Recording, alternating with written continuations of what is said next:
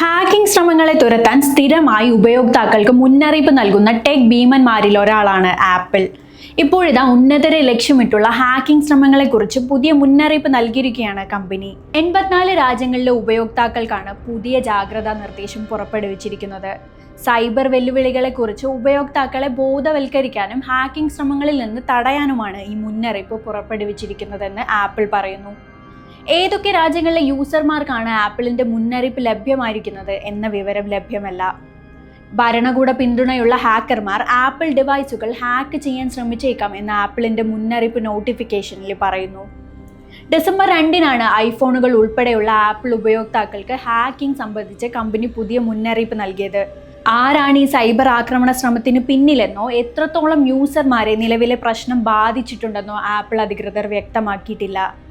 ഹാക്കിങ്ങിന് ഇരയാകാൻ സാധ്യതയുള്ള പ്രമുഖ വ്യക്തികൾക്കാണ് ആപ്പിളിന്റെ മുന്നറിയിപ്പ് സന്ദേശം ലഭിച്ചത്.